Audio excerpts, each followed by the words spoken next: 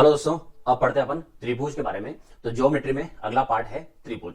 और त्रिभुज में एक त्रिभुज में माध्यिका जो है, माध्यिका कहाँ मिलती है, उससे कौन सा केंद्र बनता है, और उसके बाद है लंब केंद्र क्या होता है, परिकेंद्र क्या होता है, त्रिभुज के अंतःव्रत क्या होते हैं, परिव्रत क्या होते हैं, इस बारे में सारी डिटेल अपन पढ़ेंगे इस वीडियो में। ठीक है, चलिए शुरू करते हैं। सबसे पहले है भुजाओं पर आधारित। तो त्रिभुज होते हैं दो तरह से, मतलब एक होता है भुजाओं पे आधारित और दूसरा होता है कोण पे आधारित। तो सबसे पहले अपन देखते हैं भुजाओं पे आधारित जो है, तो डिपेंडेंट ऑन साइड, वो कौन कौन से होते हैं। तो सबसे पहला है समबाहु त्रिभुज। समबाहु त्रिभुज मतलब इक्विलेटरल ट्रायंगल। तो समबाहु त्रिभुज आप सब जानते हो। समबाहु त्रिभुज का मतलब होता है एक ऐसा त्रिभुज जिसकी तीनों भुजाएं समान हो। तो तीनों भुजाएं समान हो, तीनों की लेंथ इक्वल हो गई। उसके बाद तीनों भुजाएं अगर समान है तो उस त्रिभुज के तीनों कोण भी समान होंगे।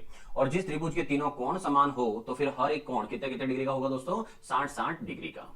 क्लियर। उसके बाद आगे सेकंड है सम द्विबाहु त्रिभुज। तो यहां है सम और द्विबाहु त्रिभुज। सम का मतलब हो गया समान, और द्वि का मतलब हो गया दो, और बाहु का मतलब क्या हुआ, बलि नहीं, बाहु का मतलब क्या हुआ, भुजा। तो सम द्विबाहु इसका मतलब है कि एक ऐसा त्रिभुज जिसकी दो भुजाएं समान हो। तो एक ऐसा त्रिभुज जिसकी दो भुजाएं समान हो। अब समझो जैसे ये और ये दोनों त्रिभुज, ये दोनों भुजाएं जो है, अगर मान लो दोनों इक्वल है, जैसे ये भी ए है और ये भी मान लो ए है, ये दोनों इक्वल है। त्रिभुज में एक नियम होता है, वो नियम अब आप ध्यान रखना क्या है। किसी भी त्रिभुज की जो भुजाएं समान हो उसके संगत करस्पॉन्डिंग, ठीक है, उसके संगत बनने वाला कोण, जैसे ये और ये दोनों समान है तो इसके करस्पॉन्डिंग ये और इसके करस्पॉन्डिंग ये, दोनों भुजाएं समान हो तो समान भुजाओं के संगत कोण जो होते हैं वो संगत कोण भी समान होते हैं। याद ना, ये थ्योरी में बहुत इंपॉर्टेंट पार्ट है। तो दो भुजाएं समान है तो दोनों संगत कोण भी क्या होंगे, समान होंगे। इसीलिए इस वाले में भी पैटर्न यही था। ये और ये, जैसे मान लो ये ए है और ये ए है तो इसके संगत कोण ये और ये दोनों क्या हुए, समान हुए। अब क्या हो रहा है, ये भी जो भुजा है वो भी ए ही है तो इसके संगत इधर वाला और इसके संगत इधर वाला ये भी सेम हुआ। तो इसका मतलब अगर ये 60 है तो ये भी कितना हुआ, फिर 60 ही हुआ। इसलिए दो भुजाएं समान हो तो उसके संगत कोण भी क्या होते हैं, समान होते हैं। ये होता है कौन सा त्रिभुज, तो आइसोसेलेस ट्रायंगल मतलब हुआ समद्विबाहु त्रिभुज। क्लियर। अब देखिए तीसरा त्रिभुज विषम बाहु त्रिभुज। तो विषम बाहु स्केलेन ट्रायंगल। विषम का मतलब क्या हुआ, असमान, मतलब जो समान नहीं हो, और बाहु का मतलब तो आप जानते हो, ठीक है, भुजाएं। एक ऐसा ट्रायंगल जिसकी तीनों भुजाएं अलग अलग हो, मतलब ये अगर ए है ये बी हो जाए और तीसरी वाली सी हो जाए। जिस त्रिभुज की तीनों भुजाएं अलग अलग हो वो क्या कहलाता है, विषम बाहु। जिसके दो समान हो वो क्या हुआ, समद्विबाहु। और जिसकी तीनों भुजाएं समान हो वो क्या हुआ, समबाहु। क्लियर। ये थे तीनों त्रिभुज भुजाओं पे आधारित। तो भुजाओं पे कैसे होते हैं वो तीनों देख लिए, आगे बढ़ते हैं और आगे देखो। अब है कोण पर आधारित त्रिभुज, और अपने ज्योमेट्री में जो आएंगे वो सबसे ज्यादा मेन पॉइंट यही है कि कोण पर आधारित त्रिभुज कैसे होते हैं। तो कोण पर आधारित का क्या मतलब है, देखो सबसे पहले है न्यून कोण ट्रायंगल, और क्लास में आप जानते हो क्या बोला जाता है इसको, एक्यूट एंगल। ठीक है, तो एक्यूट एंगल ट्रायंगल। अब आते हैं कि इसका मतलब क्या है। तो न्यून कोण त्रिभुज का मतलब है कि एक ऐसा ट्रायंगल जिसका हर एक कोण न्यून कोण हो। और न्यून कोण का आप सब जानते हो, न्यून कोण का मतलब क्या होता है दोस्तों, 0 डिग्री से बड़ा हो लेकिन 90 डिग्री से छोटा हो, एक ऐसा एंगल थीटा। ठीक है, ऐसा एंगल जो 0 से बड़ा हो 90 से छोटा हो। तो न्यून कोण त्रिभुज का मतलब है एक ऐसा त्रिभुज जिसके तीनों ही कोण, ये तीनों के तीनों कोण क्या हो, 90 डिग्री से कम हो। क्लियर। और इसका परफेक्ट एग्जांपल जो होता है, वो परफेक्ट एग्जांपल अभी आपको पढ़ाया है उसमें से याद रखना, वो होता है समबाहु इक्विलेटरल ट्रायंगल, समबाहु त्रिभुज, जिसका प्रत्येक जो कोण है वो प्रत्येक कोण कितने डिग्री का होता है दोस्तों, 60 डिग्री का। इसलिए ये परफेक्ट एग्जांपल रहेगा किसका, न्यून कोण। जब भी आगे कहीं पर भी काम पड़े याद रखना न्यून कोण त्रिभुज कौन बनाएगा, तो समबाहु। जब भी न्यून कोण त्रिभुज के नाम आ जाए समबाहु त्रिभुज ले लेना। ठीक है, अब आगे बढ़ते हैं। इसमें एक इक्वेशन और आने वाली आपके आगे। इक्वेशन मतलब ऐसे आएगी कि त्रिभुज में भुजाएं कितनी होती है, 3। एक भुजा को नाम दे दो ए, दूसरी को नाम दे दो बी, और तीसरी को क्या नाम दे दो, सी। इसका स्क्वायर, इसका भी स्क्वायर और इसका स्क्वायर, इन तीनों की स्क्वायर में, तो इन तीनों में आपस में कुछ रिलेशन होता है, और वो रिलेशन आप सब ने सुन रखा है, पढ़ रखा है, और कौन सा है वो, पाइथागोरस। तो पाइथागोरस ने जो रिलेशन दिया था वो क्या था, आधार स्क्वायर प्लस लंब स्क्वायर बराबर कर्ण स्क्वायर। तो वो तो आप सब जानते होंगे, A square plus B square equal to C square. अगर इक्वल होता है मतलब इन दोनों का जो स्क्वायर है, इन दोनों का स्क्वायर को प्लस करते हो, वो अगर सबसे बड़ी भुजा, सी का मतलब क्या है, सबसे बड़ी भुजा, ठीक है, सबसे बड़ी भुजा, उसको अपन क्या नाम रखेंगे, उसका नाम रखेंगे अपन सी। तो सबसे बड़ी भुजा जो है, यहां पर 3 रिलेशन है, एक ये वाला, एक ये वाला और एक ये। इससे आपके 3 त्रिभुज बनते हैं। कौन सा त्रिभुज है वो आप भी जानते हो, पहला न्यून कोण त्रिभुज, दूसरा समकोण त्रिभुज, और तीसरा आएगा अधिक कोण त्रिभुज। इन तीनों में से अगर वो एग्जाम में पूछना चाहे कि बताओ न्यून कोण त्रिभुज की इसमें से कौन सी कंडीशन है, तो बहुत सारे बच्चे जो है एग्जाम में भूल भी जाते हैं कि पता नहीं कौन सी कंडीशन थी। तो मैं आपको एक कंडीशन समझाता हूं। अगर एग्जाम में भूल जाते हो तो क्या याद रखना, न्यून कोण का नाम आता है, किसका नाम याद रखना, समबाहु का। याद रखोगे किसका नाम, समबाहु का। एक समबाहु त्रिभुज बना लेना छोटा सा, ये समबाहु त्रिभुज, इसकी तीनों भुजाएं मान लो कोई भी 1 2 3 4 आपकी मर्जी हो जो भुजा मान लो, तो तीनों भुजाएं क्या होगी 3 3 3। अब आपको ये रिलेशन चेक करना है। अच्छा ये आपको पता है कि ये क्या है, ये समबाहु त्रिभुज है और न्यून कोण त्रिभुज है, तो न्यून कोण त्रिभुज का रिलेशन आपको कौन समझा देगा, समबाहु। और रिलेशन में अब इसको डालते हैं, तीनों भुजाओं का नाम, तो इसको एक को ए मान लो, एक को बी और एक को क्या मान लो सी। अब रिलेशन चेक करते हैं, A square plus B square और ये सी स्क्वायर, ये हो गया 3 स्क्वायर प्लस 3 स्क्वायर और ये हो गया 3 स्क्वायर। 3 स्क्वायर कितना हो गया 9, 3 स्क्वायर कितना हो गया 9 और ये भी कितना है 9, 18 है और ये 9 है, तो ऑब्वियस सी बात है कौन बड़ा हुआ, 18 बड़ा हुआ। तो इसका मतलब 18 बड़ा हुआ, मतलब ये रिलेशन जो है वो रिलेशन कुछ ऐसा आया। और इससे ये प्रूव हो गया कि जो भी न्यून कोण त्रिभुज बनेगा वो न्यून कोण त्रिभुज इस कंडीशन में बनेगा। ठीक है, अब एग्जाम में अगर आपको इतना भी नहीं करना हो और डायरेक्ट याद रखना हो कि डायरेक्ट कैसे याद रखेंगे, तो मैं आपको बताता हूं डायरेक्ट कैसे याद रखना है। ठीक है, थोड़ा कलर चेंज कर लूं। अब बताता हूं आपको कि जब भी कभी पता करना हो कि कौन सा क्या है, तो यहां मैं लाइन लिख रहा हूं, क्या याद रखना, सी स्क्वायर क्या है। ठीक है, क्या याद रखोगे दोस्तों, सी स्क्वायर क्या है, बस ये याद रख लेना आप। तो मतलब सी स्क्वायर क्या है, इसका मतलब सी स्क्वायर छोटा है, सी स्क्वायर बराबर है या सी स्क्वायर बड़ा है, यही आपका आंसर आएगा। कैसे, अपना जुगाड़ देखो कैसे काम करेगा। ए स्क्वायर प्लस बी स्क्वायर और यहां पर क्या सी स्क्वायर। अब इसको कैसे पढ़ते हैं, A square plus B square greater than C square, और हिंदी में बोले तो A square plus B square का जो मान है वो सी स्क्वायर से बड़ा है। तो मैंने क्या बोला, मैंने बोला क्या पता करोगे, सी स्क्वायर क्या है, तो सी स्क्वायर क्या है, सी स्क्वायर तो छोटा है, सी स्क्वायर क्या हो रहा है, छोटा है, और सी स्क्वायर छोटा है, और छोटा को हिंदी में और क्या बोल सकते हैं, छोटा है, कम है, और कम को और अगर प्योर भाषा में ले जाएं तो क्या बोल सकते हैं, न्यून है। सी स्क्वायर क्या है, तो सी स्क्वायर क्या है, छोटा है, मतलब कम है, मतलब न्यून है। अब तो आ गया होगा समझ में, तो सी स्क्वायर क्या है, बस ये पॉइंट लेके चलो, आपको इक्वेशन आराम से मिल जाएगी। अब मुझे यहां से इक्वेशन याद भी नहीं करनी पड़ेगी, कैसे, सी स्क्वायर अगर छोटा हुआ तो न्यून कोण त्रिभुज, सी स्क्वायर को अगर छोटा करना है तो इनको फिर बड़ा करना पड़ेगा, ये बड़े हो गए, हो गया अपना काम। ये हो गया ए स्क्वायर प्लस बी स्क्वायर, बड़े हैं किससे, सी स्क्वायर से, तो इससे कौन सा बनेगा, न्यून कोण त्रिभुज बनेगा। क्लियर। अब आगे वाले जो दो ट्रायंगल है उसमें आपको बहुत आसानी हो जाएगी। चलो देखते हैं कैसे। आगे है समकोण त्रिभुज। ठीक है, अब समकोण त्रिभुज लेना है। अब समकोण त्रिभुज में तो आप पहले से जानते हो, पाइथागोरस ने जो फॉर्मूला दिया है उसको कहीं मुझे बताने की जरूरत नहीं, आप सबको पता है कि ये अगर मान लो ए है, ये मान लो अगर बी है, और ये सबसे बड़ी भुजा क्या है, सी है, तो ए का स्क्वायर, बी का स्क्वायर और सी का स्क्वायर का रिलेशन चेक करना है, तो क्या हो जाएगा, A square plus B square equal to C square. Clear. और इसको इसलिए नहीं, आपको नहीं समझाना पड़ रहा मुझे, क्योंकि इसके वर्ड जो है अंदर शब्द क्या लिखा हुआ है, सम। पीछे वाले में क्या शब्द था, न्यून। न्यून का मतलब है कि सी स्क्वायर क्या है, छोटा है, तो न्यून कोण। सी स्क्वायर क्या है, बराबर है, समान है, तो समान मतलब सम है, तो कौन सा बन गया, समकोण त्रिभुज। अब आते हैं तीसरा, तो इसका वैसे भी आप समझो दो पढ़ लिया तो तीसरा आपको आ ही जाएगा, अधिक कोण त्रिभुज। तो अधिक कोण त्रिभुज में मान लो एक भुजा ए है, दूसरी भुजा बी है और तीसरी भुजा क्या है, सी है। अब वापस मैं आपसे पूछता हूं, सी स्क्वायर क्या है, क्या लिखा है, सी स्क्वायर क्या है, इसका शब्द पढ़ो, क्या नाम है, अधिक कोण, ऑब्ट्यूज एंगल ट्रायंगल। तो यहां से अधिक, सी स्क्वायर क्या है, वर्ड ध्यान रखो, तो सी स्क्वायर क्या है, अधिक है, तो सी स्क्वायर अधिक है। डायरेक्ट अपन इक्वेशन बनाते हैं, A square plus B square और सी स्क्वायर जो है वो क्या है, अधिक है, तो सी स्क्वायर अधिक है। तो सी स्क्वायर अगर अधिक है इसका मतलब हो गया इस तरह से, ए स्क्वायर प्लस बी स्क्वायर और ये छोटे और सी स्क्वायर अधिक है, हो गया तीनों। ठीक है, अब आपको लाता हूं मैं एक साथ तीनों को। न्यून कोण त्रिभुज, तो न्यून कोण त्रिभुज में क्या बोला, सी, यहां ऊपर लिख देता हूं, हर एक का आंसर कैसे दोगे, सी स्क्वायर क्या है, और सी स्क्वायर क्या है ये कौन बताएगा, ये बताएगा त्रिभुज के खुद नाम। पहला न्यून, दूसरा क्या है, सम, तीसरा क्या है, अधिक। ये तीनों नाम आपको इसका रिलेशन बताएंगे। तो पहला नाम क्या है, न्यून, तो सी स्क्वायर क्या है, न्यून है, इसका मतलब ये वाले बड़े हैं, सी स्क्वायर तो छोटा है। फिर है सम, मतलब सी स्क्वायर क्या है, सम है, मतलब समान है। ठीक है, तीसरा क्या लिखा, अधिक कोण, मतलब सी स्क्वायर क्या है, सी स्क्वायर अधिक है। हो गया, ये थे आपके तीनों कोण पे आधारित त्रिभुज। ठीक है, अब आगे बढ़ते हैं। और अब है त्रिभुज। त्रिभुज में कुछ वर्ड और आएंगे, अब वो वर्ड क्या है उसके लिए देखो। एक वर्ड है अर्धक, अर्धक को क्या बोलते हैं, हाफ। दूसरा वर्ड आएगा समद्विभाजक, सम का मतलब है समान, द्वि का मतलब है दो और भाजक का मतलब है टुकड़े। ठीक है, भाग होना उसके, तो समद्विभाजक का मतलब होता है बाइसेक्टर, दो टुकड़े करना समान रूप से। फिर है लंब समद्विभाजक, मतलब लंब बोले तो परपेंडिकुलर। ठीक है, परपेंडिकुलर रूप से दो टुकड़े करने बराबर, जैसे मानो एक त्रिभुज है। ठीक है, अब इस त्रिभुज में अगर लंब समद्विभाजक करना हो, जैसे मान लो भुजा है, इस साइड का लंब समद्विभाजक करना है, इसका मतलब हुआ कि मुझे एक सीधी लाइन खींचनी है जो यहां पर 90 डिग्री बना सके। तो 90 डिग्री अगर यहां बनाता है तो उसे कहते हैं कि लंब डाल दिया आपने इस भुजा के ऊपर, ठीक है। तो ये कहलाता है इस साइड का लंब समद्वि भाजक, भुजा का लंब समद्वि भाजक। ये 3 पॉइंट अभी काम आने वाले हैं, इसलिए इन 3 को मैंने पहले आपको बता दिया है। अब चलते हैं आगे कि यहां पर अपन पढ़ रहे हैं क्या, वो पढ़ रहे हैं अपन त्रिभुज के केंद्र। क्या पढ़ रहे हैं दोस्तों? त्रिभुज के केंद्र। त्रिभुज के केंद्र कौन कौन से होते हैं, जिसमें सबसे पहला है केंद्रक। तो केंद्रक किसे कहते हैं उस पॉइंट पे आते हैं। तो केंद्रक, केंद्रक के लिए सबसे पहले लाते हैं अपन त्रिभुज को। ये ले लो त्रिभुज, थोड़ा कलर दूसरा ले लेता हूं, व्हाइट ले लेते हैं। यहां से ये है, अब आते हैं पॉइंट पे। तो इस त्रिभुज में केंद्रक, तो सबसे पहला पॉइंट दोस्तों क्या है, केंद्रक। केंद्रक कैसे कहते हैं?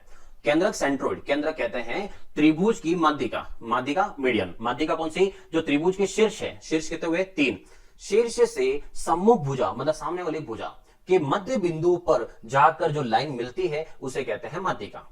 और हिंदी वर्ड भी समझो, माध्यिका, मध्य का, आपने ये नाम भी सुना होगा माध्यिका को, और क्या बोलते हैं मध्य का। मध्य का मतलब हो गया मीडियन, मतलब मिड पॉइंट। तो इस भुजा का जो मिड पॉइंट होगा, सेंटर पॉइंट होगा, वहां से आएगी और इसके सेंटर पॉइंट पे मिलेगी, वो कहलाती है माध्यिका, ठीक है। अब यहां से सेंटर पॉइंट पे मिलाते हैं, जैसे यहां से ले लिया, इसके सेंटर पॉइंट पे यहां मिल गई, ठीक है। इधर से ले लेते हैं, जैसे ये शीर्ष, इस शीर्ष से इसके सेंटर पॉइंट पे इधर मिला देते हैं। और तीसरा यहां से, अब यहां से मिलाते हैं, यहां से कॉर्नर से, इस कॉर्नर से इधर मिलाते हैं। अब आपने सबको पता होगा स्कूल में, जैसे मैं इधर से बता देता हूं, ये देखो, अगर इधर कहीं जा रहे हैं अपन, कहां गया, ये है, ठीक है। अगर सेंटर पॉइंट इसका यहां कहीं बन रहा हो, आप सबको पता है सेंटर पॉइंट अगर यहां से नहीं मिल रहा हो, तो स्कूल की आप कहानियां सब जानते हो, अगर नहीं मिल रहा तो भी कोई फर्क नहीं पड़ता, अपना तो सेंटर पॉइंट यहीं बनाते थे मजबूरी में, क्योंकि अपन को सेंटर पॉइंट वो बनाना होता था। तो कहने का मतलब ये है कि त्रिभुज के तीनों शीर्ष से जो सामने वाले भुजा पर लाइन जाती है और जो सेंटर पॉइंट पे जाके मिलती है, इस सेंटर पॉइंट यहां जहां ये सब मिली है, इस सेंटर पॉइंट को क्या बोलते हैं? इसे केंद्रक बोलते हैं। और जब आप लोग सब स्कूल में पढ़ाने जाओ, मतलब जो टीचर है खास करके, अगर आप पढ़ाने जाते हो तो याद ना, जब कभी लाइन नहीं मिले तो बच्चों को सिखा देना कि बीच में गोला थोड़ा सा बड़ा कर देना, ऑटोमेटिक मिल जाएगी सब नीचे, कोई नहीं देखेगा, ठीक है। पॉइंट समझना। तो केंद्रक का मतलब क्या हुआ? केंद्रक का मतलब है कि त्रिभुज के तीनों शीर्ष से माध्यिकाएं जो खींची जाती है, वो तीनों माध्यिका जहां पर मिलती है वो क्या कहलाता है? केंद्रक कहलाता है। Clear point? चलो अगला देखो, अगला केंद्र और कौन सा है? अगला लिखा हुआ है अंतः केंद्र, मतलब इन सेंटर। अंतः केंद्र से आप अगर सर्कल बनाओगे तो सर्कल का नाम पड़ेगा अंतःवृत्त, ठीक है। इनर सर्कल जो बनता है अंतःवृत्त। तो अब सोचो, इस वर्ड से समझो, अंतः केंद्र और अंतःवृत्त, इसका मतलब है अंदर की तरफ बनने वाला सर्कल। और अगर अंदर की तरफ मुझे सर्कल बनाना है तो उसका सेंटर भी कहां होगा? अंदर ही होगा। तो इसका मतलब अंतः केंद्र जो होता है वो कहां होगा? अंदर होगा, तभी तो यहां बनेगा। अब आते हैं कि अंतः केंद्र बनाएंगे कैसे, मतलब जो सेंटर पॉइंट है वो पॉइंट कैसे बनेगा। तो अंतः केंद्र कैसे बनता है उस पॉइंट पे आते हैं। तो अंतः केंद्र बनाना है, तो अंतः केंद्र के लिए बहुत सारे जानते होंगे, जो नहीं जानते हैं उन्हें मैं बता दूं। अंतः केंद्र बनता है दोस्तों जो कोण है, एंगल, ठीक है। कोण, कोण कौन से? यहां पर 3 वर्टेक्स, 3 शीर्ष है, 3 शीर्ष है तो कोण भी कितने हुए? 3 कोण हुए। कोणों के अर्धक, ठीक है, पूरा लिख देता हूं यहां पर, कोणों के अर्धक, ठीक है। कोणों के अर्धक जहां पर मिलते हैं, तो कोणों के अर्धक, आधा आधा, कोण को आधा आधा करो, वो जहां पर मिलते हैं वो वाला क्या कहलाता है? अंतः केंद्र कहलाता है। अब ये कि कोणों के अर्धक कहां मिलते हैं, कैसे पता करें? तो देखो, इसके लिए प्रैक्टिकली में क्या करते हैं, तो प्रैक्टिकल में तो ऐसा होता है, ये एक लाइन खींची जाती है ऐसे, कर्व, लाइन में कर्व, ऐसा कर्व बनाते हैं। उसके बाद क्या करते हैं, आप सब जानते हो प्रकार नॉब, नॉब तो आप सबको पता है, ऐसा रख के फिर अपन ऐसे चाप काटते थे स्कूल में, बस वही नॉब। तो कैसे रखना है, यहां से एक हाथ यहां रख के एक कट इधर लगाना है, एक यहां पर रख के एक कट इधर लगाना है, ऐसे। तो इस तरह से जो कट लगाए जाते हैं, ठीक है, अभी तो मैंने ऐसे लगा दिया हाथ से, यहां जो कट लगाते हैं वो कट जैसे यहां से लेके इधर कहीं लगाओ और इधर से इधर कहीं लगाओ, ये कट को आपको इस पॉइंट से मिलाना होता है। तो यहां से मिलाते हैं, यहां से ऐसे, ठीक है, यहां के जाके ये ऐसे मिलता है सेंटर। तो यहां होता है ये सेंटर। अब देखो ये जो लाइन है, क्या लाइन बैठ रही है? यहाँ बैठेगी नहीं, तो अब ये लाइन नहीं बैठती, इसको उड़ाना पड़ेगा, और इस लाइन को उड़ाएंगे तो यहां से ये तो पूरा गायब हो जाएगा अपना डायग्राम ही, छोड़ो फिर। तो यहां से क्या करना पड़ेगा, अब मैं आपको यहां से मिटा देता हूँ कि ये सेंटर हो गई है, सेंटर में लाइन। अब इधर से सेंटर लाइन हो गई, अब इधर से भी लानी पड़ेगी, तो यहां से भी लेके आते हैं, यहां से सेंटर लाइन, ये बिल्कुल सेंटर से उधर से जा रही हो, एक इधर से आ गई और एक लाइन इधर से लानी पड़ेगी, ये भी सेंटर में, यहां से सेंटर लाओ, ये सेंटर। मिले नहीं मिले आपको तो मिलानी है, ठीक है। अपना काम क्या है, बस मिलाना है, जो मिल जाए आगे उनकी जिंदगी चाहे जैसे गुजारे, अपना काम है उनको मिलाना है बस। तो यहां से अपन ने मिला दिया। अब देखो त्रिभुज के 3 शीर्ष हो गए, त्रिभुज के तीनों शीर्ष से यहां पर 3 कोण बने, इन तीनों कोणों की जो अर्धक है, कोण का आधा आधा कर दिया, तो तीनों कोणों के अर्धक जहां पर जाके मिलते हैं, तो तीनों कोणों के अर्धक जहां पर मिलते हैं वो वाला क्या कहलाता है? अंतः केंद्र कहलाता है। क्लियर? अब तो क्या हुआ, अंतः केंद्र, कोणों के अर्धक। आगे बढ़ते हैं और कौन सा केंद्र है, तो आगे देखो। और अगर आप इससे जैसे पीछे वाले में वापस आता हूं, इससे अगर आप सर्कल बनाना चाहते हो तो सर्कल बनाना हो तो यहां से ऐसे ये जो बनाओगे आप सर्कल, कौन सा वाला, ये अंदर वाला, और ये अंदर वाला सर्कल क्या कहलाएगा दोस्तों, ये सर्कल कहलाएगा अंतःवृत्त। क्या कहलाएगा, अंतःवृत्त। तो इनर सर्कल जो कहलाता है वो अंतःवृत्त जो है वो ये है, किससे बनता है, अंतः केंद्र से। चलिए आगे बढ़ते हैं। आगे लिखा है ऑर्थो सेंटर, बोले तो लंब केंद्र। अब लंब केंद्र कैसे, तो जो सामने वाली भुजा पे 90 डिग्री बनाएगा वो कहलाता है लंब केंद्र। तो अब अपन को बनाना है 90 डिग्री। अब यहां से अगर मैं लेता हूं कि सामने वाली भुजा पे 90 डिग्री बन जाए, ऐसा कुछ लेना है, तो 90 डिग्री लगभग लगभग मुझे यहां से ये दिख रहा है कि 90 डिग्री यहां पर आराम से बन जाएगा। अब लेते हैं इधर से, तो इधर से अगर 90 डिग्री बनाना हो तो इसका 90 डिग्री लगभग लगभग यहां कहीं बनेगा। तो इधर से भी 90 डिग्री बन जाए और इधर से भी 90 डिग्री बन जाए, तो 90 डिग्री कहां बने हैं, यहां पर। एक 90 डिग्री इधर, एक 90 डिग्री इधर, ये बन गया 2 90 डिग्री। अब है तीसरे की बारी, तो तीसरा वाला ये, और इससे डालेंगे सम्मुख भुजा, सामने वाली भुजा पे लंब यहां पर, तो यहां के आए और क्या बन जाए, 90 डिग्री। तो यहां से बनाया है अपन ने 90 डिग्री, तो ये वाला 90 डिग्री। अब तीनों लंब केंद्र, तीनों शीर्ष से अपने लंब डाले, सामने वाली भुजा पे लंब डाले हैं, तो शीर्ष से सम्मुख भुजा पर डाले गए लंब, शीर्ष से सम्मुख मतलब सामने वाली भुजा पर डाले गए लंब जहां पर मिलते हैं वो वाला लंब केंद्र कहलाता है। मतलब ये वाला जो है ये है ऑर्थो सेंटर लंब केंद्र। क्लियर। और इससे कोई सर्कल नहीं बनता है। सर्कल किससे बनते हैं, एक तो इनर सेंटर, इन सेंटर है वो अंतर केंद्र उससे बनेगा, और एक बनेगा कौन सा, सर्कम सेंटर, आगे और पढ़ने वाला अपन परिकेंद्र। तो ये सर्कल तब बनते हैं, लंब केंद्र से कोई सर्कल नहीं बनता है। क्लियर। तो लंब केंद्र किसे कहते हैं, जहां लंब मिलते हैं। तीसरा है कौन सा, परिकेंद्र, सॉरी तीसरा क्या, चौथा आ गया। चौथा है परिकेंद्र। अब परिकेंद्र का मतलब क्या है, सर्कम सेंटर। तो परिकेंद्र कैसे बनेगा, परिकेंद्र का मतलब क्या है, तो देखो ये ट्राइंगल, इस ट्राइंगल को बाहर तीनों जो ये शीर्ष है वो तीनों शीर्ष मिले और एक सर्कल बना दे, तो वो बनता है एक यहां पर सेंटर बनेगा, जहां से नॉब रख के एक सर्कल बनाया जाएगा। तो वो जो सेंटर होगा वो सेंटर कहलाएगा परिकेंद्र, और जो सर्कल बनेगा उस सर्कल का नाम होगा परिवृत्त, बाह्य वृत्त। ठीक है। तो आउटर सर्कल और इनर सर्कल, ये 2 सर्कल होते हैं। अब आते हैं ये पॉइंट कैसे बनाए। अपन ने कोण का आधा आधा कर दिया, ठीक है, कोण का आधा हो गया, लंब हो गया, माध्यिका हो गई। अब आते हैं परिकेंद्र किससे बनता है। तो दोस्तों परिकेंद्र किससे बनता है, तो परिकेंद्र के लिए क्या करेंगे, जो भुजा है, भुजा के लंब समद्विभाजक, जो आगे मैंने ऑलरेडी आपको बता दिया था, भुजा के लंब समद्विभाजक जहां पर मिलते हैं वो परिकेंद्र बनाता है। तो भुजा के लंब समद्विभाजक जहां पर मिलते हैं, ठीक है। अब आता है भुजा के लंब समद्विभाजक कैसे, तो आगे मैंने बता दिया था आपको कि 90 डिग्री बनाना है। जैसे यहां से अगर कोई लाइन लेता हूं मैं, तो यहां पर 90 डिग्री बनना चाहिए।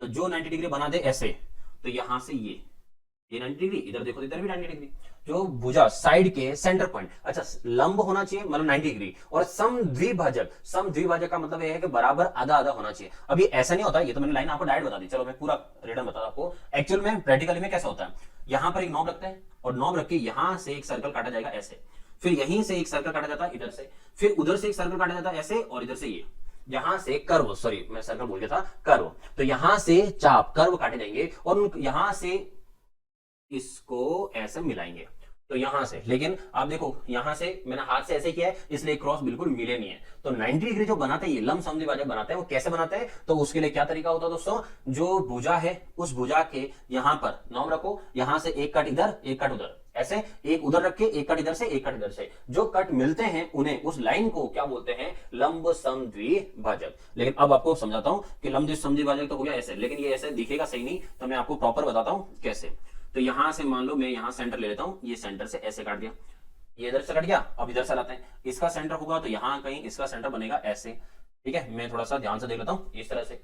अब तीसरा वाला भले बने कि नहीं बने, मुझे इससे ले जाना ही पड़ेगा ऐसे, ठीक है, समझ रहे हो। ये सब स्कूली कहानी है, आप जिस स्कूल में पढ़ रहे हो वहां से मैं भी पढ़ के निकला हुआ हूं, तो आप समझ सकते हो कि स्कूल की विद्याएं क्या होती है। यहां से ये मिलाया, इधर से 90 डिग्री ये हो गया, इधर से 90 डिग्री ये हो गया, और तीनों को यहां पर मिला दिया, और यहां पर गोला कर देना बड़ा वाला, तो ऑटोमेटिक तीनों मिल जाएंगे इस पर्दे के पीछे, ठीक है। पर्दे के पीछे कोई नहीं देख रहा है, सब मिल जाएंगे यहाँ पे। तो परिकेंद्र, परिकेंद्र कौन सा हुआ, भुजाओं के, भुजा तो सिंगल हो गई, 3 भुजाएं, तो क्या बोलेंगे, भुजाओं के लंब समद्विभाजक, भुजाओं के लंब समद्विभाजक जहां पर मिलते हैं वो वाला केंद्र क्या कहलाता है, परिकेंद्र कहलाता है।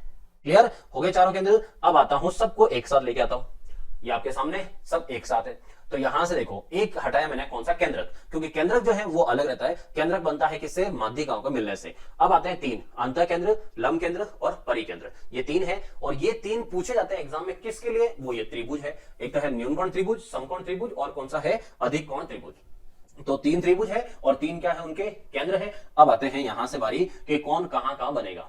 सबसे पहले अपन बनाते हैं यहां से ये न्यूनकोण। तो न्यूनकोण त्रिभुज में तीनों केंद्र बना बना के आपको बताता हूं कैसे बनेगा। फिर अंतः केंद्र इधर बनाएंगे। तो पहले ये दो लाइन तो आपको याद ही होगी, बहुत सारे जो पहले से पढ़ के बैठे हुए हैं। तो अंतः केंद्र, अंतः केंद्र कैसे बनता है दोस्तों, अंतः केंद्र के लिए क्या पढ़ा अपन है, कोणों के, यहां से कोणों के क्या है, समद्विभाजक, कोणों के समद्विभाजक। तो यहां से एंगल इधर से इधर ले गए, इधर से इधर ले गए और यहां से यहां लेके आ गए, ये बन गया, ठीक है, अंतः केंद्र।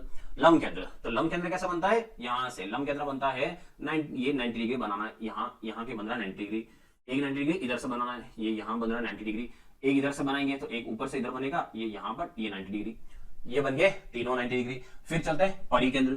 तो परिकेंद्र बनाना है लेकिन किसका, न्यूनकोण त्रिभुज में। अभी न्यूनकोण त्रिभुज ही चल रहा है। तो परिकेंद्र में क्या पढ़ते हैं, भुजाओं के लंब समद्विभाजक। तो भुजा को आधा आधा करना है, ये भुजा का आधा आधा इधर हो गया, ये भुजा का आधा आधा, यहाँ ये सेंटर है, ये आधा आधा इसका हो गया, और इस भुजा का आधा आधा ये यहाँ से इधर हो गया। तीनों जहां पर मिलते हैं वो तीनों मिलेंगे, वो वाला क्या हो जाएगा, परिकेंद्र हो गया। अब एक पॉइंट समझने वाली बात है, वो पॉइंट देखो आप।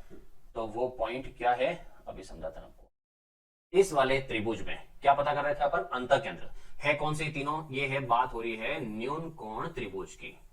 तो ये तीनों ही न्यूनकोण त्रिभुज है। न्यूनकोण त्रिभुज का अंतः केंद्र कहां होता है, अंदर। लंब केंद्र कहां होता है, अंदर। परिकेंद्र कहां होता है, अंदर। इसका मतलब क्या समझाया कि न्यूनकोण त्रिभुज के सारे केंद्र कहां होते हैं, त्रिभुज के अंदर की तरफ। क्लियर, तीनों ही केंद्र कहां होते हैं, त्रिभुज के अंदर की तरफ होते हैं। सेकंड, समकोण। तो समकोण, अब पढ़ते हैं समकोण के लिए। दूसरा एक काम और करता हूं मैं आपको, पहले कुछ डायरेक्ट चीजें बताता हूं जो ध्यान रहे। पहले मैं सबके अंतः केंद्र एक बार और आपको बता देता हूं। तो बात करते हैं अंतः केंद्र। अंतः केंद्र देखो, अब आते हैं समकोण त्रिभुज में। समकोण त्रिभुज का अंतः केंद्र। तो समकोण त्रिभुज में सबसे पहले अपन क्या करते हैं, समकोण त्रिभुज में यहां पर करते हैं आधा आधा। तो इसका करते हैं 90 डिग्री का आधा आधा, ये हो गया 90 डिग्री का आधा। फिर इस वाले एंगल का करते हैं आधा आधा, तो यहां से ये आधा आधा हो गया, और इस वाले का करेंगे आधा आधा, जो यहां पर आ जाएगा। ठीक है, ये क्या बन गया इसका, अंतः केंद्र। क्या बना दोस्तों, अंतः केंद्र, ये वाला, ये हो गया अंतः केंद्र। अब आते हैं तीसरे में। तीसरा है अधिकोण त्रिभुज, और अधिकोण त्रिभुज का भी क्या निकाल रहे हैं अपन, अंतः केंद्र। तो अंतः केंद्र बनता है कोण को आधा आधा करने से। तो इसके कोण को आधा आधा करते हैं, तो इसके कोण को आधा आधा करते हैं, तो कुछ ऐसा, ठीक है। फिर यहां से इसका अंतः केंद्र आधा आधा करेंगे, कुछ ऐसा, और इसका आधा आधा करेंगे तो यहां से ये वाला, ठीक है। तीनों के कोण को आधा आधा करने से वो यहां पर मिले। अब आपको मैं बता रहा हूं कि आपको एग्जाम में ये सब करने की नौबत नहीं आएगी, इसके लिए कुछ जुगाड़ है। वो जुगाड़ क्या है, वो जुगाड़ समझना। अंतः केंद्र का मतलब क्या होता है, अंतः केंद्र का मतलब ही है कि अंदर की तरफ केंद्र, ठीक है, वर्ड समझना। अंतः केंद्र मतलब अंदर की तरफ केंद्र, मतलब त्रिभुज कोई भी हो तीनों में से, इनके अंतः केंद्र त्रिभुज के अंदर ही बनते हैं, त्रिभुज के अंदर ही बनते हैं, पहला पॉइंट। दूसरा था यहां पर न्यूनकोण। न्यूनकोण के कोई भी केंद्र हो, न्यूनकोण त्रिभुज के कोई भी केंद्र हो, तो न्यूनकोण त्रिभुज के कोई भी केंद्र हो, वो तीनों के तीनों केंद्र कहां बनेंगे, त्रिभुज के अंदर ही बनेंगे। तो न्यूनकोण का परफेक्ट एग्जांपल आपको मैंने बताया था, क्या होता है, समबाहु त्रिभुज। समबाहु त्रिभुज का कोई भी केंद्र हो वो अंदर ही बनेगा, और किसी का भी अंतः केंद्र हो वो अंदर ही बनेगा। ठीक है, यहां तक तो कुछ याद ही नहीं करना। फिर अब आपके पास सामने पॉइंट कितने हैं, 4। इन 4 पॉइंट को आपको समझना है। अब कैसा समझना है वो भी समझा देता हूं। इसका भी जुगाड़ याद रखो, तो एक जुगाड़ बताता हूं। ठीक है, आप क्लास के अंदर बैठे हुए हो, और जो मेरे से ऑफलाइन पढ़ चुके हैं वो तो सब ये कहानी जानते ही हैं। आप क्लास में बैठे हुए हो, अब आपको क्लास से भागना है, जाना है, तो सबसे पहले आप कहां तक जाओगे, क्लास की बाउंड्री तक जाओगे। क्लास की बाउंड्री तक मतलब गेट तक, खिड़की तक, ऐसे जहां से बाहर निकलना है वहां तक आप पहुंचोगे। फिर आप देखोगे कोई देख तो नहीं रहा है, ठीक है, आपको पता है कोई नहीं देख रहा है, लेकिन आगे लोगों को पता है कि सब देख रहे हैं। तो अब ये आप बाउंड्री पे पहुंचे, फिर आप इधर उधर देख रहे हो, और फिर आपको लगा कोई नहीं देख रहा, फिर आप भाग जाओगे। समझना, आप क्लास के अंदर बैठे हो, अब आप सेकंड में कहां जाओगे, बाउंड्री पर जाओगे। बाउंड्री से देखोगे आप, और बाउंड्री से आपको पता चला कोई नहीं देख रहा है, फिर आप भाग जाओगे। ठीक है, अब कहानी में जो मैंने पिरोया है उसको मैं प्रैक्टिकली लाता हूं कैसे। अब आते हैं अपन इस पॉइंट पे कि लंब केंद्र बनाते हैं। तो लंब केंद्र देखो क्या होता है, लंब केंद्र का मतलब है 90 डिग्री बनाना है। अब इस कोने से अगर मैं यहां से चलूं तो इसका 90 डिग्री जो बनाऊंगा वो तो यही बनेगा। ये यहां से आगे बढ़ा दूं मैं, तो जो इस पॉइंट पे जाना मुझे, इस पॉइंट का 90 डिग्री यही बनेगा। ठीक है, तो इसका 90 डिग्री यहां बन गया ये वाला, इस सिर से इधर। अब आता हूं मैं इधर से, कि अगर इधर से 90 डिग्री बनना चाहूं तो कहां बनेगा, तो इधर से 90 डिग्री बनाऊंगा तो इधर से सीधी लाइन जो आ रही है वो आगे बढ़ेगी। तो इसका मतलब है इसका जो 90 डिग्री बनेगा वो भी यहीं बनेगा। तो इसका 90 डिग्री यहीं बना, इसका 90 डिग्री यहीं बना। अब है तीसरा शीर्ष, तो तीसरा शीर्ष ये वाला ही है। अब इससे अगर मैं 90 डिग्री बनाऊंगा तो वो 90 डिग्री यहां बनेगा। तो इसका मतलब हुआ कि इसका 90 डिग्री यहां, ये सामने इस भुजा पर, क्योंकि 90 डिग्री कहां बनाते हैं अपन, ये शीर्ष से इधर लाइन डाली, यहां 90 डिग्री बना, इधर से इधर ये डाले, यहां 90 डिग्री बना, और इधर से ये वाला, ये 90 डिग्री बना। इसका मतलब तीनों अगर देखा जाए तो तीनों कहां पर मिल रहे हैं दोस्तों, तो तीनों मिल रहे हैं यहां पर, ये वाला पॉइंट, यहां पर तीनों के तीनों लंब केंद्र मिल रहे हैं। तो तीनों के तीनों लंब केंद्र जो मिल रहे हैं वो पॉइंट, तो तीनों के तीनों लंब केंद्र अगर आपको थोड़ा सा लाइट डार्क करके बताऊं तो कुछ ऐसे, ये वाला हिस्सा, ठीक है, ये वाला हिस्सा जहां आपको नजर आ रहा हो वो वाला, ये वाला दिख रहा होगा आपको। तो त्रिभुज में समकोण त्रिभुज का शीर्ष, कौन सा शीर्ष, समकोण वाला, 90 डिग्री वाला, 90 डिग्री वाला जो शीर्ष है वहां उस शीर्ष पर तीनों मिलते हैं और वहां क्या बनाते हैं, लंब केंद्र बनाते हैं। क्लास के अंदर था बंदा, अब कहां आया, बाउंड्री पे आ गया, ठीक है। एग्जाम में याद नहीं करना है, प्रैक्टिकली आप चीजें बना सकते हो। अब कॉर्नर पे आ गया, ये लंब केंद्र हो गया। अब आता हूं मैं आगे, इधर हूं, चलो एक बार इधर आ जाते हैं। ये जो क्लास में बैठे हुए ये कहां तक भाग रहे हैं, एक बार वो भी देख लेते हैं। यहां से 90 डिग्री बनाना है, ठीक है, लेकिन इस बार 90 डिग्री कहां, भुजाओं के लंब समद्वि भाजक। तो यहां से भुजा का लंब समद्वि भाजक, ये 90 डिग्री बना दिया। अब इस भुजा का लंब समद्वि भाजक, तो कुछ ऐसे इधर हो गया। अब तीसरी भुजा, ये इसका लंब समद्वि भाजक, ये यहां से ऐसे, ये भुजा और वो भुजा, तीन भुजाएं, इसका लंब समद्वि भाजक ये, इसका लंब समद्वि भाजक ये, और इसका लंब समद्वि भाजक ये। तीनों के तीनों देखो आप कहां मिल रहे हैं, तो तीनों के तीनों मिल रहे हैं दोस्तों, देखो थोड़ा ध्यान से देखना, ये मिल रहे हैं यहां पर, ठीक है। इसका मतलब ये भी क्या हुई, बाउंड्री। लेकिन इसको क्या बोलेंगे, तो ये बोलेगा यहां कोण, कौन सा कोण है, राइट एंगल,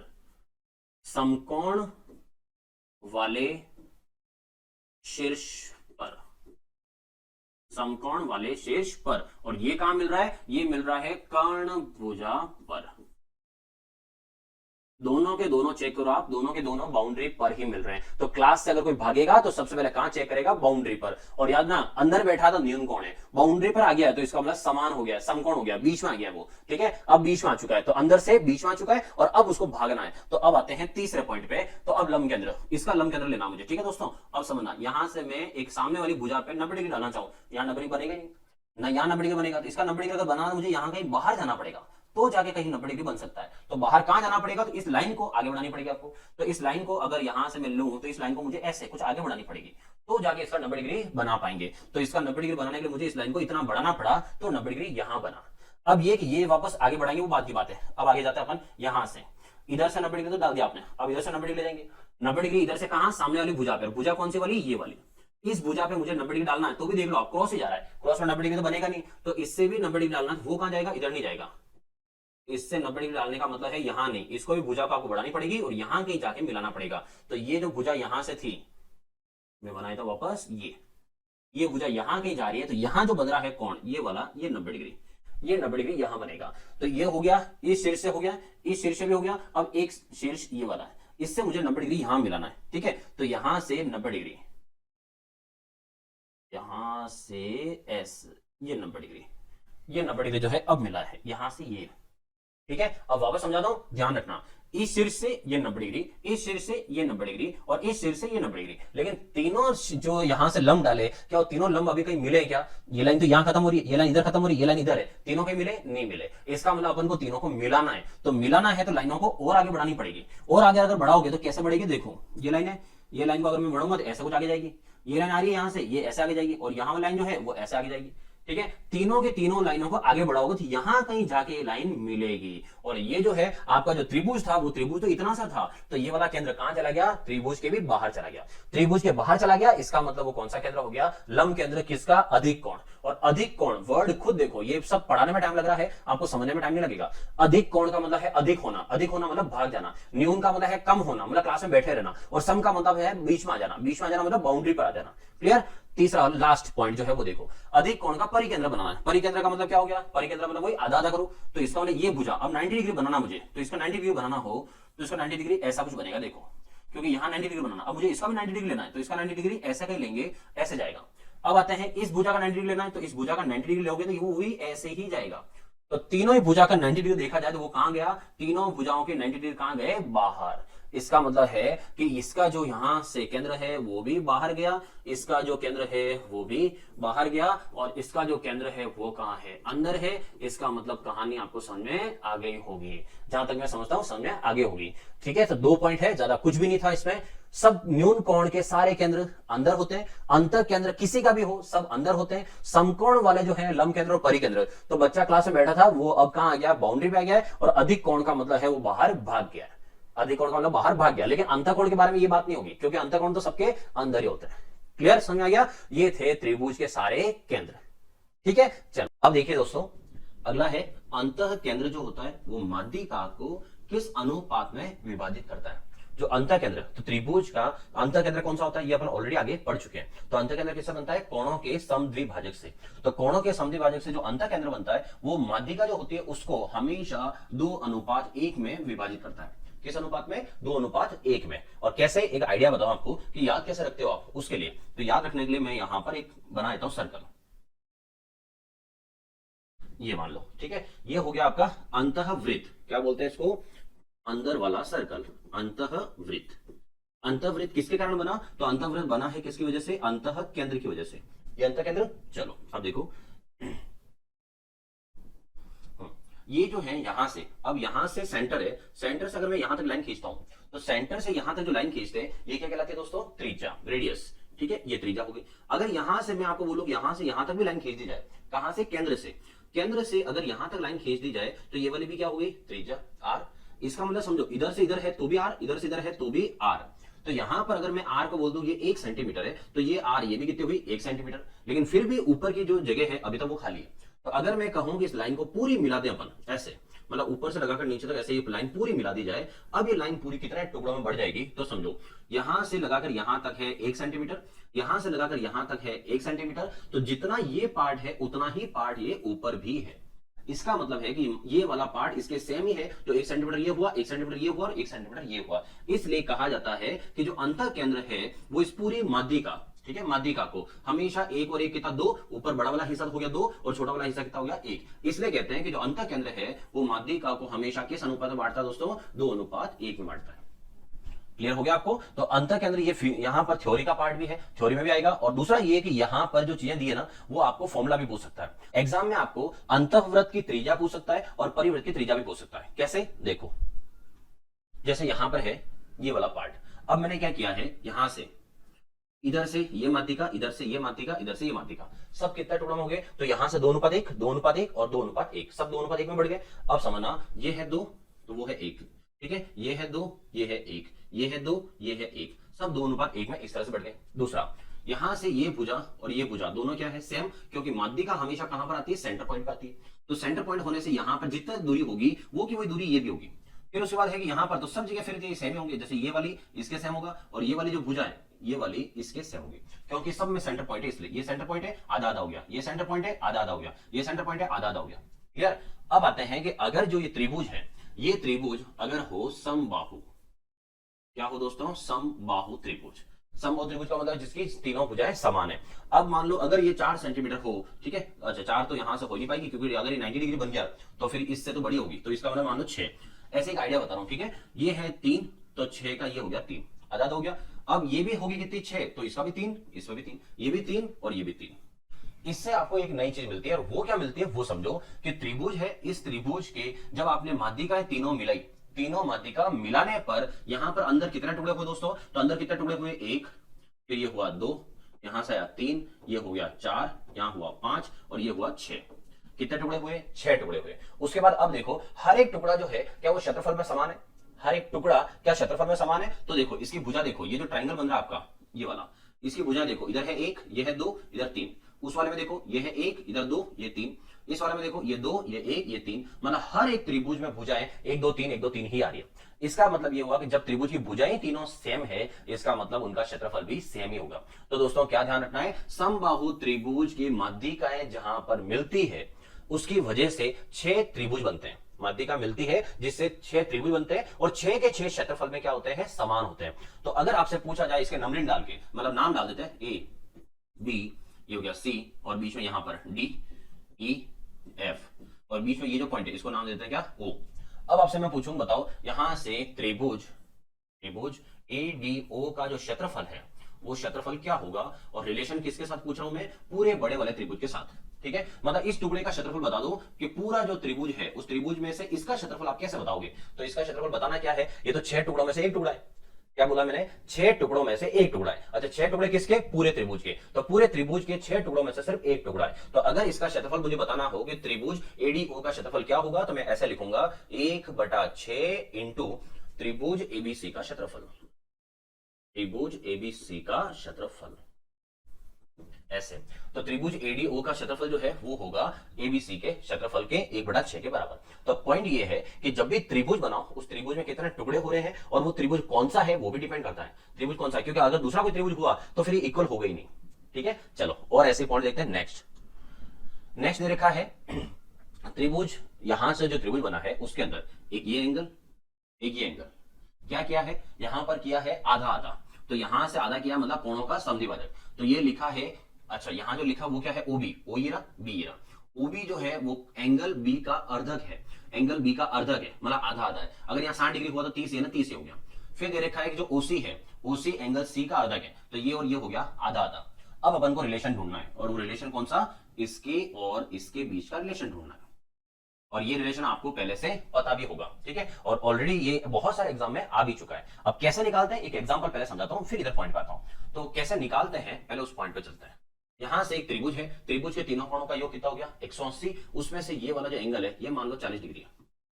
कितना हुआ दोस्तों, 40 डिग्री। अब 180 में से 40 हटा दो, अब कितना हो गया 140। 140 में से क्या कर दो, इधर चाहो तो दोनों सेम सेम भी ले सकते हो और चाहो तो अलग अलग भी ले सकते हो। तो अपन अलग अलग ही लेते हैं। यहां से मैं इसको ले लेता हूं 70 डिग्री। ठीक है, और थोड़ा सा मैं इसको बड़ा भी कर देता हूं। अब देखो एक कोण लेते हैं 40 डिग्री, दूसरा कोण यहां ले लेते हैं अपन 60 डिग्री। ठीक है, तो तीसरा कोण कितना हो जाएगा, तो 40 और 60 कितना हो गया 100 डिग्री। 100 के बाद कितना बच गया 80 डिग्री, ये आ गया 80 डिग्री। ठीक है, अब क्या करना है, अब यहां से आपको करना है आधा आधा। तो यहां से मैं इसका कर देता हूं आधा, यहां से इसका मैं कर देता हूं आधा। तो अगर इसका मैं आधा करता हूं तो यहां कितना आया दोस्तों 30 डिग्री। तो इसका मतलब यहां पर ये जो दिख रहा है ये छोटा सा, ठीक है, अभी बात हो रही है इस त्रिभुज में, तो कलर चेंज कर देता हूं मैं इसका, ये तो यहां से ये जो है ये है कितना 30 डिग्री। तो फिर ये 60 हटा देता हूं एक बार, ये हो गया 30 डिग्री। ये कितना है 80, तो 80 में से अब कितना बचा अपने पास, तो अपने पास बचा है 40, ये हो गया 40 डिग्री। 30 डिग्री ये, 40 डिग्री ये, कितना हो गया दोस्तों 70 डिग्री। दूसरा यहां से यहां पर क्या बन रहा है, त्रिभुज बन रहा है, और त्रिभुज के तीनों कोणों का योग 180 होता है, जिसमें से 30 ही रहा ना 40 ही रहा, 70 तो ये हो गया। 180 में से 70 हटाओगे तो यहां कितना आएगा 110 डिग्री। कितना है दोस्तों 110 डिग्री। अब मेन पॉइंट ये है कि आप यहां पर दे रखा है 40 और यहां है 110, बस इन दोनों का रिलेशन बताना है कि ये आंसर आया कैसे। मतलब ये तो आपने पूरा बना के किया, अगर आपको एंगल पता ही नहीं है उस समय आप कैसे लोगे। तो एग्जाम में एक तो ये तो हो गया जुगाड़, इसे कहते हैं जुगाड़, के आपने जुगाड़ से निकाल दिया।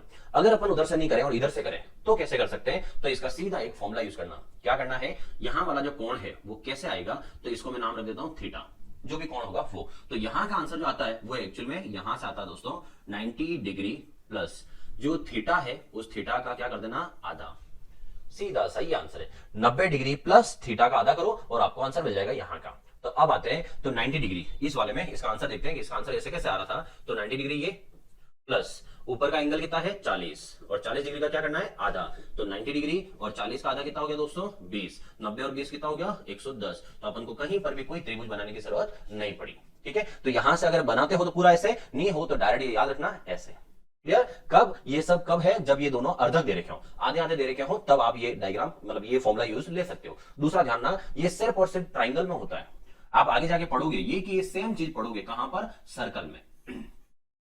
जानना दोस्तों कहां की बात कर रहा हूं मैं, सर्कल में। ऐसे अगर वृत्त के अंदर ये चीज आती है तो उसमें ये रिलेशन नहीं बैठता है। तो बहुत सारों को पता भी होता है कि ये एंगल तो ऊपर वाले का डबल होता है, लेकिन यार ना वो डबल जो है वो त्रिभुज में नहीं होता, वो कहां होता है सर्कल, वृत्त में होता है। तो वृत्त में ये जो एंगल बनता है वो उस वाले का हमेशा डबल होता है। मतलब अगर मैं इसको यहां लिखता 40 डिग्री, तो अगर वो 40 लिखता तो यहां का आंसर फिर कितना आता 80 डिग्री आता। क्लियर है, ये कब है, जब इस तरह से वृत्त बना हुआ हो, उसके अंदर त्रिभुज हो। अभी डायरेक्ट त्रिभुज है तो फिर ये फॉर्मूला रखता है।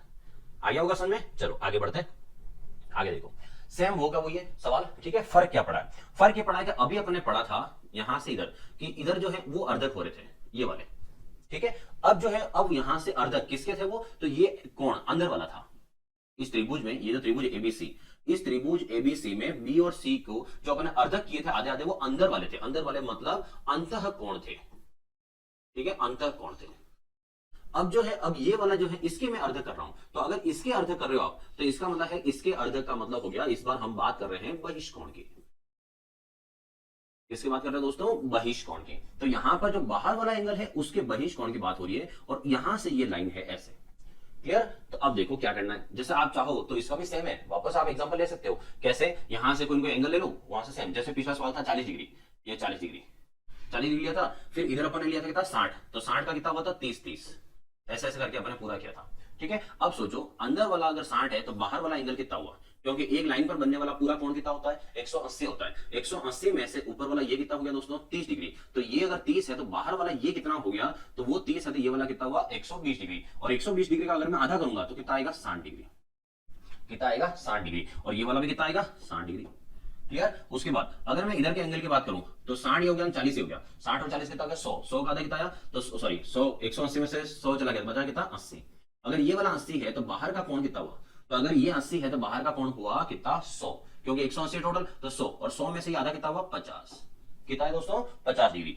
अब ये देखो वापस ये वाला आपका एक त्रिभुज है, इस त्रिभुज के तीनों कोणों का योग कितना होगा 180 होगा, उसमें से ये कितना है 60 है, ये कितना है 50 है, तो 60 और 50 कितना हो गया 110 डिग्री। अब 180 है, 180 में से ये हो गया कितना 110 डिग्री, तो 110 डिग्री में से बचा कितना वो यहां आ जाएगा, तो बचा हुआ कितना है 70 डिग्री। 50 और 60 110, 110 के बाद कितना बच गया 70 डिग्री, तो यहां का कोण कितना है दोस्तों 70 डिग्री आया। ठीक है, अब ये कि ये आंसर डायरेक्ट कैसे लाया जाए उसके लिए क्या करेंगे, तो ये आंसर किससे डायरेक्ट लाना है, इससे, इस वाले से अगर ये वाला डायरेक्ट लाना हो तो यहां से यहां लाने का रिलेशन क्या होगा, अब आपको मैं वो रिलेशन बता रहा हूं। तो क्या करना, अभी आपने पिछले वाले में क्या किया था, जो 90 डिग्री है उसमें आपने प्लस किया था, किसको, जो ऊपर कोण लिखा उसके आधे को, तो क्या किया था आपने प्लस किया था। तो अंतः कोण जब हो तो आप क्या करोगे प्लस करोगे, लेकिन जैसे बहिष्कोण की बात आए आप प्लस नहीं करोगे, आप क्या करोगे माइनस करोगे, तो 90 डिग्री में से आप उसको माइनस करोगे। ठीक है, तो ये है 90 डिग्री, और जो कोण है उसका आधा करो, तो कोण का आधा कितना हुआ 40 का आधा 20 डिग्री, और 90 में से 20 हटा दो, 90 डिग्री में से 20 डिग्री हटा दो, और 90 डिग्री में से अगर 20 डिग्री हटाओगे तो बचेगा कितना दोस्तों 70 डिग्री, कितना आया 70। इसका मतलब हुआ कि अगर ये कोण निकालना हो तो वो कोण भी डायरेक्ट निकाल सकते हो, उसमें कोई ये पूरा इतना जमेला करने की आपको जरूरत नहीं है। ठीक है, तो ये कोण दे रखा हो तो 90 में से आधा करके ये निकल जाएगा, और अगर ये निकालना हो तो 90 में प्लस करके ये निकल जाएगा।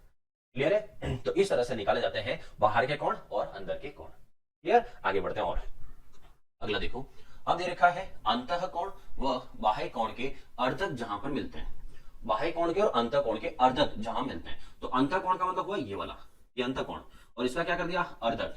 ठीक है, और ये त्रिभुज, अच्छा त्रिभुज किसकी बात हो रही है, इस त्रिभुज की, इस त्रिभुज की बात हो रही है, और इस त्रिभुज में ये वाला बाहर वाला क्या हो गया बहिष्कोण, तो बहिष्कोण का भी क्या कर दिया अर्धक, और अंतःकोण का भी क्या कर दिया अर्धक। तो अंतःकोण का अर्धक और बहिष्कोण का अर्धक जहां पर मिलते हैं वो कोण का इस कोण से क्या रिश्ता होता है ये बताना है। ठीक है, तो इसमें देखो यहां पर मान लो वापस मैं लाता हूं, जैसे एंगल मान लेते हैं 60 डिग्री, ये 60 डिग्री, अब ये 60 डिग्री है और आपसे पूछा जाए कि ये वाला कोण कितना है, तो वापस सेम जुगाड़ है आपके पास, आपको इनको यहां पर कोण ले लो, अपनी मर्जी से कोई भी कोण ले सकते हो। अब मर्जी से अगर मैं कोण लेता हूं, मान लो इस बार मैं इसको ले लेता हूं यहां से 70, अगर 70 लेता हूं ये कितना हुआ 35, और ये भी कितना है 35, क्योंकि आधा कर दिया, 60 ये ले लिया मैंने 70 ये ले लिया, तो 60 और 70 कितना हो गया 130। अब 130 के बाद बचा कितना, तो 180 में से 130 इधर चला गया, तो बचा कितना 50 डिग्री। ठीक है, ये हो गया, ये जो ग्रीन आपको दिख रहा है इस ग्रीन वाले त्रिभुज के तीनों कोणों का योग 180, 60 70 130, 130 और 50 180। अब आते हैं, वो कह रहा है कि यहां का कोण निकालना। अब आप समझो, जब आपको अंदर का कोण पता है तो बाहर का कोण भी पता ही होगा आपको। तो अगर अंदर है 30 तो बहिष्कोण के दो तीन तरीके हैं। बहिष्कोण जो होता है वो सम्मुख वाले अंतः कोणों के योग के बराबर होता है। ऐसा नहीं याद हो तो सीधी लाइन है और सीधी लाइन पर 180 डिग्री बनता है। 180 डिग्री में से ये कितना हुआ 50, तो बाहर वाला कितना हुआ दोस्तों 130। 180 बनना है, 130 में से ये कितना हुआ, ये हुआ 65, तो ये भी कितना हुआ 65, क्योंकि हमने बहिष्कोण का भी आधा आधा किया है। क्लियर? अब आते हैं, यहां से ये जो आपको दिख रहा है ट्राइंगल, ठीक है, यहां से यहां तक ये पूरा ट्राइंगल बन रहा है। अब इस ट्राइंगल में यहां पर कोण देखो आप, ये कोण कितना है 35 डिग्री, तो एक कोण पता चल गया हमें 35 है। दूसरा कोण कितना है, तो यहां से ये दोनों मिला के लेंगे क्योंकि कोण तो पूरा बन रहा है, तो 50 और 65 डिग्री, तो 50 डिग्री और 65 डिग्री, ये 65 डिग्री और ये 50 डिग्री। अब ये मिला दो कि दो कोणों का योग कितना हो गया, ठीक है, तो इसको अगर मिलाते तो 65, ये 65 और 35 मिलकर तो हो गया 100, और 100 और 50 कितना हो गया 150 डिग्री। इसका मतलब ये दोनों कोणों का योग हो गया 150 डिग्री। अगर ये 150 है तो इसका मतलब तीसरा जो कोण बनेगा वो कितना आएगा 30 डिग्री। कितना आएगा दोस्तों 30 डिग्री। मैं आपको पूरा प्रूव करके भी बता रहा हूं कि अगर आप अपनी मर्जी से कोई भी कोण लेते हो तो एग्जाम में सवाल रहेगा नहीं, आप अपनी तरफ से कर सकते हो। अब आते हैं कि मेन जो अपन सीख रहे थे वो क्या सीख रहे थे, यहां से इसका रिश्ता, ठीक है, कि 60 डिग्री ये है ना, 30 डिग्री वो है, तो यहां से उसको कैसे निकाला जाए ये पढ़ रहे थे। तो वैसे तो आपको रिश्ता डायरेक्ट समझ आ गया होगा, अब कुछ ज्यादा बताने की जरूरत है नहीं है। तो क्या है दोस्तों, एक अंतःकोण और एक बहिष्कोण के अर्धक जहां पर मिलते हैं तो वो कोण इस वाले कोण का हमेशा क्या होता है, आधा होता है। तो यहां से रिलेशन लिख देता हूं कि एंगल डी का मान जो आएगा वो एंगल डी का मान कहां से आएगा, तो एंगल डी का मान आएगा एंगल ए के आधा करने से। ठीक है, एंगल डी का मान कहां से आएगा दोस्तों, एंगल ए का क्या कर देंगे अपन, आधा कर देंगे, उससे मिल जाएगा एंगल डी का मान। क्लियर, चलिए आगे बढ़ते हैं। और आगे लिखा हुआ है त्रिभुज का अंतःवृत्त और परिवृत्त। तो त्रिभुज का जो अंतःवृत्त है और जो परिवृत्त है वो, तो अंतःवृत्त यहां से, ठीक है, और त्रिभुज कौन सा है, तो त्रिभुज में यहां पर मैं आपको क्या बताता हूं, त्रिज्या है। त्रिभुज यहां पर कौन सा लेना है आपको, समबाहु, क्योंकि ये सब समबाहु से डिसाइड होते हैं। तो समबाहु त्रिभुज है, समबाहु त्रिभुज का अंतःवृत्त बना तो अंत केंद्र से बना, और परिवृत्त जो बना है वो भी कौन सा है, तो यहां से केंद्र है ये, और यहां से ऊपर बड़ी वाली जो भुजा है ये वाली, तो ये वाली क्या हुई, परिवृत्त त्रिज्या, क्योंकि सर्कल उससे बना हुआ है। तो अंतःवृत्त मतलब अंदर वाला और परिवृत्त मतलब कौन सा हो गया, बाहर वाला। ये अंतःवृत्त और परिवृत्त। अब पॉइंट आता है कि अंतःवृत्त की त्रिज्या और परिवृत्त की त्रिज्या का अनुपात क्या होगा, त्रिज्या क्या होगी, क्षेत्रफल का अनुपात क्या होगा। तो क्षेत्रफल का अनुपात, ये तो अपन क्षेत्रफल के टॉपिक में उधर पढ़ते हैं। तो दोस्तों अपन को निकालना है कि अंतःवृत्त की त्रिज्या कितनी होगी और कहां से आएगी, और परिवृत्त की त्रिज्या कितनी होगी और वो कहां से आएगी, ये दोनों आंसर निकालने हैं। तो सबसे पहले आता है कि ये जो यहां से यहां तक जो आपको लंबाई दिख रही है, ये लंबाई अगर ये सीधी लंबाई है, मतलब स्ट्रेट है सीधी, तो स्ट्रेट को क्या बोलते हैं, ऊंचाई। ठीक है, ऊंचाई। और ये जो साइड में दिख रही है, तो साइड में जो होती है वो कहलाती है स्लैंट हाइट, मतलब तिर्यक ऊंचाई। तो अभी ऊंचाई कहलाएगी, वो कहलाएगी सीधी वाली, यहां से यहां तक है ये ऊंचाई है। अब अगर ये पता चल जाए तो अपन यहां पर अंतर्वृत्तीय त्रिज्या निकाल सकते हैं। कैसा निकाल सकते हैं, क्योंकि अभी आगे मैंने आपको पढ़ाया था कि ये हमेशा अंत केंद्र जो होता है वो इस माध्यिका को या इस ऊंचाई को 2:1 में बांटता है। किस अनुपात में, 2:1 में। और दो ये है ना, एक ही है, तो टोटल यहां से यहां तक लंबाई कितनी हुई, मतलब टुकड़े कितने हुए, यूं मानो तो 2 टुकड़े ये ना, 1 टुकड़ा ये, कितने टुकड़े हुए, 3। तो अगर मैं बोलूंगी बड़ा वाला जो टुकड़ा है उसको अगर लिखना हो तो क्या लिखोगे, बड़ा वाला टुकड़ा हो गया 2 टुकड़े कितने में से, 3 में से, 2 टुकड़े 3 में से। और अंतर्वृत्त के लिए मैं बोलूं तो अंतर्वृत्त के लिए बोले तो क्या आएगा, 1 टुकड़ा कितने में से, 3 में से। तो 3 में से 1 टुकड़ा यहां पर है और 3 में से 2 टुकड़े यहां पर। लेकिन किसके 3 टुकड़े और किसके 3 में से 2 है, तो ये पूरी क्या है, ऊंचाई है। अगर इस ऊंचाई के कितने टुकड़े कर दिए जाए, 3, तो ऊंचाई के अगर 3 टुकड़े कर दिए जाए तो 2 टुकड़े यहां जाएंगे, 1 टुकड़ा यहां जाएगा। तो इसका मतलब है ये जो 2/3 और 1/3 है वो किसका है, वो है ऊंचाई का। ऊंचाई का 2/3 और ऊंचाई का 1/3। अब आप समझो, अगर मैं आपको बोलूं यहां से ये लंबाई मुझे निकालनी है तो इसका मतलब अंतर्वृत्त की त्रिज्या यही तो है। अगर मुझे यहां से ये ऊंचाई का 1/3 पता चल जाए तो अंतर्वृत्त की त्रिज्या आ गई। और अगर बड़े भाग यहां से यहां की जो बात कर रहे हैं, ये बड़ा भाग कुछ और नहीं, यही तो है। तो इसका मतलब हुआ कि अगर यहां से यहां तक ये वाली अगर लंबाई पता चल जाए तो इसका मतलब परिवृत्त की त्रिज्या आ गई। तो अपन को यहां से अंतर्वृत्त की त्रिज्या भी मिल रही है और परिवृत्त की त्रिज्या भी मिल रही है। अब कैसे करना है मैं आपको समझाता हूं, उससे पहले आपको एक ऊंचाई पता होनी चाहिए। तो ये क्षेत्रफल का टॉपिक है और क्षेत्रफल के टॉपिक में ऊंचाई आती है। तो ऊंचाई का फॉर्मूला क्या है वो मैं आपको बता देता हूं। ऊंचाई हाइट, ऊंचाई का फॉर्मूला होता है √3/2 मल्टीप्लाई साइड भुजा। ये होता है समबाहु त्रिभुज की ऊंचाई। तो समबाहु त्रिभुज की ऊंचाई वो है, और ऊंचाई का अगर आप इस तरह से निकाल देते हो तो आपका अंतर्वृत्त और परिवृत्त की त्रिज्या तो आ जाएगी। तो यहां से मैं बात करता हूं, तो देखो अंतःवृत्त की त्रिज्या, अंतःवृत्त की त्रिज्या, अंतर्वृत्त की त्रिज्या लेनी है, कैसा लेंगे, ऊंचाई का 1/3, ये पहले ये ले रहा हूं, ठीक है। तो ऊंचाई को रख रहा हूं मैं, ऊंचाई है √3/2 इंटू भुजा, भुजा को लिख रहा हूं मैं ए से, ठीक है, इंटू भुजा इंटू, तो ये तो हो गया भुजा, फॉर्मूला लिख दिया ऊंचाई की जगह। अब साथ में क्या है, 1/3, ये 1/3। अब समझो एक है रूट में 3, एक है डायरेक्ट 3। अब 3 और √3 है तो √3 से ये 3 तो कटेगा, लेकिन कैसे कटेगा वो भी आपको पता होगा कि √3 का √3 से जब गुणा होता है तो √3 इंटू √3 मिलकर क्या बनाता है, 3 बनाता है। √3 मिलकर क्या बनाता है, 3 बनाता है। तो 3 को हटा के आप क्या लिख सकते हो, √3 लिख सकते हो। तो यहां से आगे बढ़ते हैं, √3/2 इंटू ए, और यहां पर 3 को हटा के मैं लिख रहा हूं √3 और √3। क्लियर। तो यहां से 3 को हटा के मैंने ये लिखा है ताकि अपन आसानी से काट सके और आपको मैं समझा सकूं। तो यहां से मैंने √3 से √3 काट दिया। अब क्या बचा है उसको देखो, तो यहां से बचा हुआ ए, और ए का क्या कर दो, अपॉन में 2 लिख रहा हूं मैं इसके नीचे ये, और इसको मैं लिख रहा हूं साइड में पीछे 1/√3। ये आ गई अंतःवृत्त की त्रिज्या, ठीक है। अब आता हूं मैं परिवृत्त की त्रिज्या क्या होती है। तो परिवृत्त की त्रिज्या। परिवृत्त की त्रिज्या में क्या लेंगे, वापस वही सेम √3/2 इंटू ए इंटू 2/3 ऐसे। फिर 2 से 2 कट जाएगा, लेकिन मैं नहीं काट रहा हूं, ठीक है। क्यों नहीं काट रहा हूं वो आगे समझाता हूं आपको। देखो √3/2 इंटू ए, फिर वापस वही 3 को मैं लिख रहा हूं √3 और √3, ठीक है। और फिर √3 से √3 कट गया। अब वापस क्या आया, तो यहां से बचा है a/2, ये a और 2। फिर यहां से देखा जाए तो ये है 2 और अपन में √3, ठीक है। अब मैं आपको बताता हूं कि मैंने इसको 2 से 2 क्यों नहीं काटा। क्यों नहीं काटा, ताकि आप इनको याद कर सको, मतलब इन्हें आप ऐसे दोनों को सिमिलर करके समझ सको कि अंतःवृत्त की त्रिज्या जो है, वो अंतःवृत्त की त्रिज्या देखोगे तो अंतःवृत्त की त्रिज्या में क्या करना पड़ता है। जो भुजा है, ए का मतलब है भुजा, भुजा का कर दो आधा, अंतःवृत्त मतलब छोटा वाला टुकड़ा, भुजा का कर दो आधा और पीछे लिख दो 1/√3। अब 1/√3 कहां से याद रखोगे, ये यहां से। छोटा वाला जो टुकड़ा था वो क्या था, 1/3 था ना, छोटा टुकड़ा 1/3, बड़ा टुकड़ा 2/3। तो छोटा टुकड़ा 1/3 है, तो इसमें पीछे की तरफ कितना डाल देना, 1/√3। और परिवृत्त की त्रिज्या की बात करें तो परिवृत्त की त्रिज्या में पीछे की तरफ क्या लिखोगे, तो परिवृत्त मतलब बड़ी वाली, और बड़ी वाली में क्या लिखा हुआ है 2/3, तो पीछे की तरफ क्या लिख दो 2/√3। छोटे वाले में 1/√3 और बड़े वाले में 2/√3। इससे आपको याद रहेगा कि परिवृत्त की त्रिज्या क्या है और अंतःवृत्त की त्रिज्या क्या है। तो यहां पर करना क्या है, भुजा का आधा किया है और भुजा का आधा करके पीछे बस वो संख्या डालनी है। क्लियर, ये था त्रिभुज, समबाहु त्रिभुज जो है, समबाहु त्रिभुज के अंतिवृत्त और परिवृत्त। तो अंतःवृत्त और परिवृत्त की त्रिज्याओं का अनुपात पूछे आपको क्षेत्रफल के टॉपिक में भी, कि अनुपात क्या है। तो अंतःवृत्त की त्रिज्या ये और परिवृत्त की त्रिज्या ये है, तो अनुपात निकालना कहीं से कुछ नहीं है। ये कितना है 1 टुकड़ा, ये कितने हैं 2 टुकड़े, तो अनुपात क्या हो गया 1/2, ठीक है। आगे मैं आपको समझा देता हूं क्या है। अगर बात करें अंतःवृत्त की त्रिज्या और परिवृत्त की त्रिज्या, ठीक है। तो अंतःवृत्त की त्रिज्या कितनी है 1 टुकड़ा, तो परिवृत्त की त्रिज्या में कितने टुकड़े आ रहे हैं 2 टुकड़े आ रहे हैं, तो इसका वाला अनुपात क्या हो गया 1/2।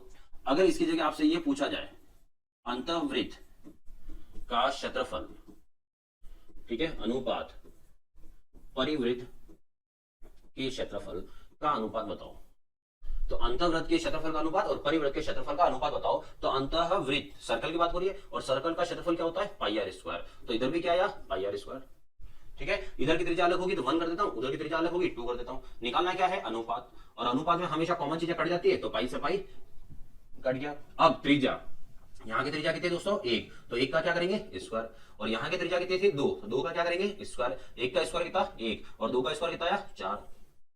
इसका मतलब है कि जो त्रिभुज होता है समबाहु त्रिभुज, समबाहु त्रिभुज के अंदर की तरफ जो वृत्त बनता है और जो बाहर की तरफ वृत्त बनता है, इनके क्षेत्रफलों में अगर कोई अनुपात पूछे कि क्षेत्रफलों में अनुपात क्या है, तो इसका अनुपात अगर 1 है तो इसका अनुपात होता है 4, मतलब ये वाला इसका 4 गुना होता है, क्योंकि जगह काफी बीच में आ गई, ये काफी छोटा है और वो काफी बड़ा है, इसलिए यहां पर आंसर क्या आता है दोस्तों 1/4 आता है। क्लियर हो गया, ये था समबाहु त्रिभुज के अंतःवृत्त और